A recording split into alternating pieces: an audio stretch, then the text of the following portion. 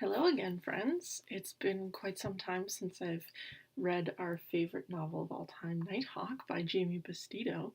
But as you remember, we started this book before I went to vet school, and now I have 1 week of classes left. And so I thought it would be fitting if I finished the book before I finished my degree. So we have 6 chapters left, and I will read 2 today and 2 in the coming days, and the following 2 before I go home on Monday. So, pretty exciting. I hope you are looking forward to the conclusion of this thrilling tale, and I hope you haven't forgotten, as I have, what happened in the previous chapters. So, chapter 29 Into the Mess, Alberta Tar Sands. Ew, Willow says. What's that stink? Oh, classic. I had tried to ignore it. I'd hoped the Athabasca's green glory would go on and on deep into the boreal forest. I'd wanted to prove Pivo dead wrong, but there's no denying it. Something foul is in the air. Even I can smell it. I think a lot of humans farted all at once, Gonzo says. I'd seen it coming. Pivo's nasty human stuff. First, it was a big bunch of long, skinny lines of mowed down trees. Next it came huge blobs of forest stripped naked down to mud, as if the trees had uprooted and run away. Now it's a stinky yellow haze in the air. Willow flies so close to me I can barely get a flap in edgewise. I'm getting this freaky feeling, she says. I say. Humans are good at stinking things up. Get over it. No, I mean that smell. It reminds me of something. What? I don't know. I take a reluctant sniff and another. Distant memories pop into my brain, soft brood feathers tickling my beak, the friendly swish of poplar leaves, the sound of big wide wings, my mother's scream. I got it. Well? Remember how Winnie got stuck in hot tar? Yep, that's what you're smelling. Awful. Whoa, whoa, whoa, whoa, whoa. That sound still sends shivers through my wings, especially now thinking of how my brother died. I sure hope that this is not the tundra, Gonzo says as he flaps us beside us. No trees is one thing, but no life? Everything suddenly went dark. Besides a few humans and some buzzy stuff from their funny towers and trucks, I'm picking up no luz de vida at all. Nada. Tell me what is going on down there. Welcome to the tar sands, says Pivo, who once again has silently snuck up behind us. Self-flying, a trick only known to owls and guardian nighthawks. As much as I'd like to learn it, I'd never ask her. I ignore Pivo, riveted by the gross scene below. The 4 of us fly side by side over a railway line that marks the boundary between the living and the dead. Bright green poplar stands and beaver ponds give way to oily muck. The songs of birds are replaced by the groan of machines. The land itself is steaming, just like Yellowstone. Disgusting, Willow says. What's up with this? Human. Oh, that was Willow, not Gonzo, whatever. Human feeding frenzy, Pivo says. They eat tar, Willow says. Pivo chuckles. Their machines do. Humans scrape and squeeze the ground to make food for their machines. I hate how Pivo has an answer for everything, how she knows so much about the world and is only a year older than me. I instinctively reach for height as the air gets hotter and stinkier. Meanwhile, Gonzo is plunging into the mess. He's used to bad smells. Gonzo, I call. Where are you going? I can sense some water down there. Oh man, this is gonna go well. You don't want to go down there, Gonzo, Pivo says. You don't know nothing, chicken hunter. Where there's water, there's fish. It's a stretch to call even that water, Pivo shouts after him. As usual, Gonzo has his own ideas. He pulls his wing into a half-tuck and swoops towards a huge pond covered in a scum of rainbow-colored oil. I plunge after him, thinking one gulp of that icky stuff or a splash of it on his wings, and Gonzo's a dead duck. Down in Texas last fall, I'd seen dozens of ducks floating belly up in an equally disgusting pond. Stay high, Willow, I cry without looking back. Get way up there, don't follow me. Aw, she whines. Forget it, Gonzo, I yell. You can fish once we get out of this mess. Too bad you don't like fish, Gonzo yells back, now going into a full tuck. I know I can beat Gonzo on a dead drop dive. I did it over Popocatépetl volcano, and I can do it again. But Gonzo has a huge head start this time. Gonzo, stop. Get off my back, Weemp. I'm hungry for fish. I barely hear him. Through the roar of wind past my ears, the stench of oil and tar and smoke flood my nostrils.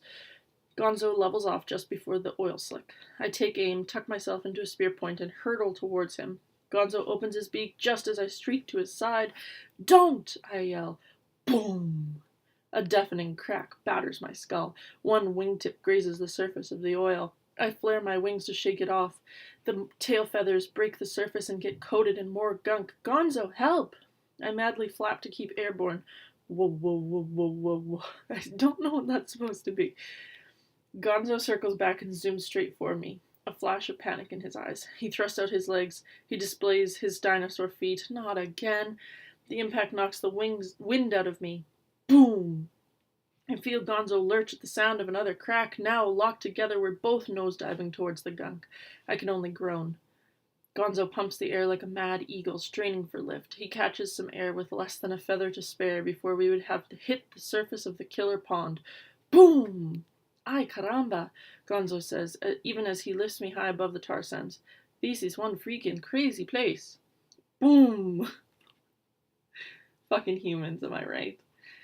Thanks, Gonzo, I say when I can breathe again. "Could you maybe let me go?"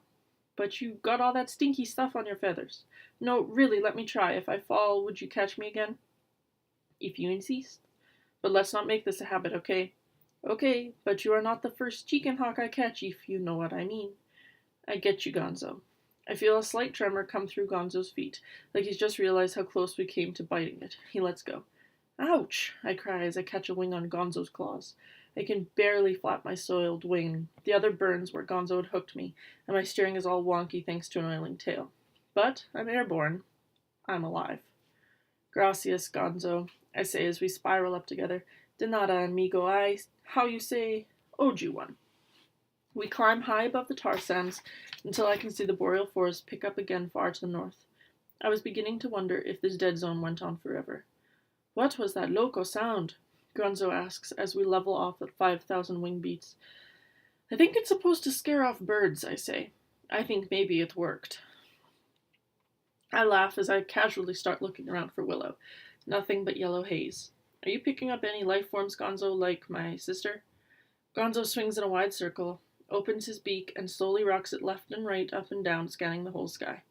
"Nobody but us chickens, wimp." Very funny. That's when it hits me, deep in my gizzard. In the flurry to save Gonzo, I left my sister in the clutches of a wily guardian who I trust as much as Flares himself.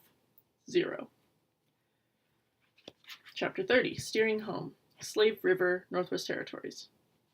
"Stop scaring me like that," I say. "I didn't mean to," Willow says. Where have I heard that before? Pivo? You're even beginning to sound like her. I hear muffled giggling beside Willow. Our uninvited guardian guest is trying hard to be one of the gang since our disgusting day at the tar sands. After much frantic sky searching, Gonzo and I had finally spotted Willow, 8,000 wing beats above that stinking wasteland. Pivo explained that the yellow haze burned Willow's eyes, so she thought it best to rise above and get some fresh air. Yeah, right. Pivo has been acting extra protective of Willow these days, like an older sister or second mom, warning her of sudden downdrafts, fussing over where Willow should sleep, sharing the fattest bugs. I hear them talking Spanish. Once, when they were blabbing away about loco this and canario that, they started laughing so hard they almost fell out of the sky.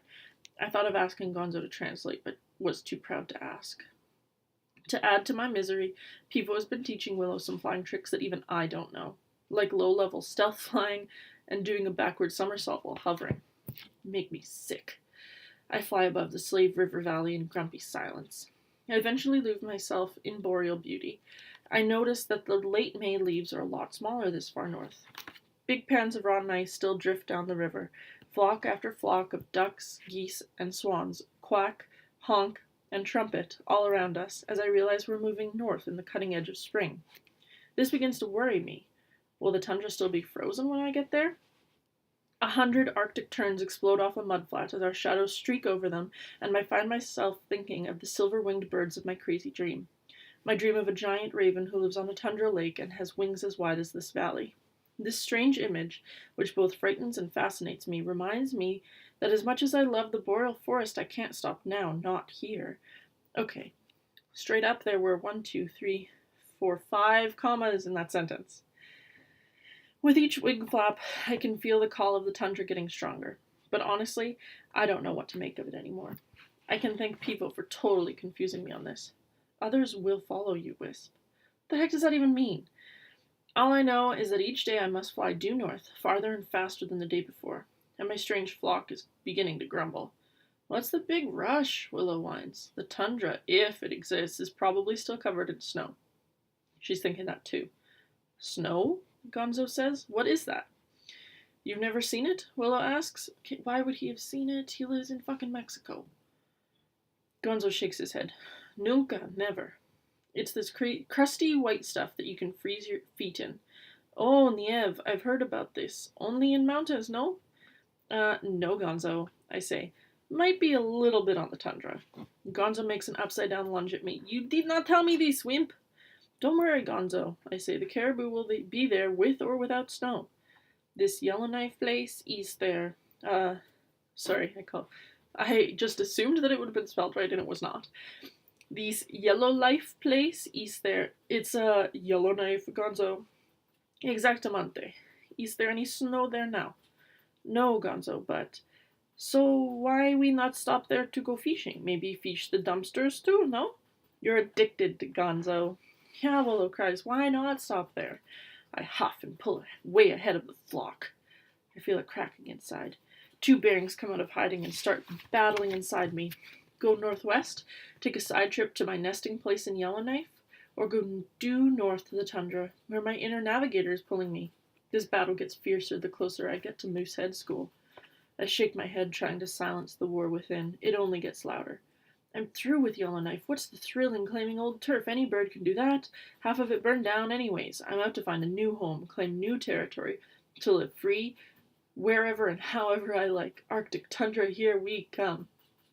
I've pumped my wings harder yet, aiming due north, knowing that I've made my mind up once and for all. Then again, what's the harm in one teeny look at the place we hatched? Maybe it's visited on the way out to the tundra? Just a little detour, right? My brain turns to pulp. My beak aches from clenching it. I feel ripped in two, until Pivo barges in. I'm with you on this one, Wisp. She says, let's push north to the tundra. You don't want to stop in Yellowknife. That settles it.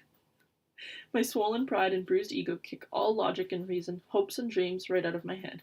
My inner battle becomes an outer battle between Pivo and me. I slam on the air brakes until I'm beak to beak with Pivo. How would you know what I want? I cut her off and make a sharp turn northwest straight for Yellowknife.